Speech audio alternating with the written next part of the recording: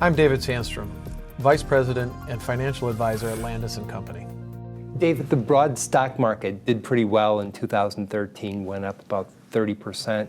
The first quarter of 2014 was pretty lackluster, though. How are you dealing with that with clients? I kind of view it as a, glass half empty, glass half full kind of a conversation with clients. Are we disappointed? Maybe a little bit. You come off of those big years and you expect to see that continued growth, and we did have a pretty good sell-off.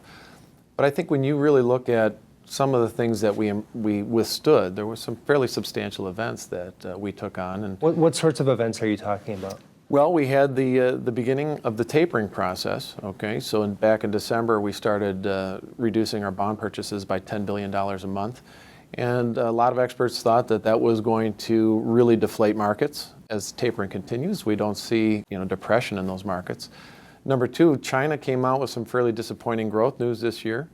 That was one of the things that did knock us back a little bit to start the year. In February alone, their exports down 18%. Okay, so those are substantially difficult numbers for them right now. And as you know, emerging markets around the world, 30% of their economy is directly related to China's growth. So some concerns there. And if you really look at it from that standpoint, you put those things together, get a little unrest. We got Russia moving into Ukraine, massing troops on the border there.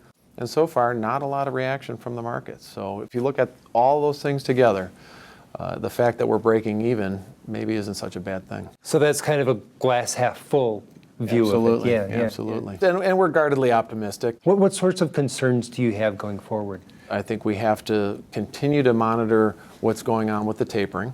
Okay, right now the Fed has laid it out for us that that's going to continue, and at the current pace, you'd see the tapering process wind down by October.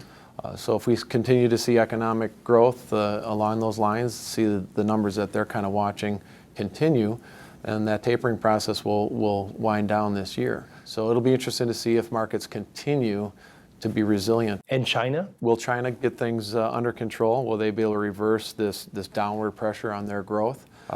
Most of the experts think so. China has the ability to control their own currency, so they can do some things that we can't do here. So we're looking at potentially their ability to stimulate consumer spending in their economy, which is really their ultimate goal. Dave, for stocks, they say in the long run, what really matters are earnings and interest rates. Exactly, Joel. And if you look at right now, Bloomberg's estimates for the balance of this year, they're looking for earnings growth somewhere in the 7 to 8% range. And longer term in 2015 and 16, 11% growth in those 2 years.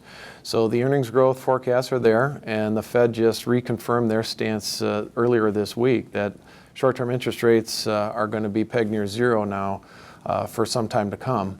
And so we have that environment in place for that type of stock support. And stock valuations are about historical average? Absolutely. Current and forward Ps are right at historical norms, maybe a little bit higher. But depending on the sector you're looking at, there's still some bargains to be had out there. Now, where those prices aren't screaming, let's buy, they're also not indicating that it's time to head for the door. So remember, markets don't end at fair market value, they end at excess. And so this bull run still has some legs.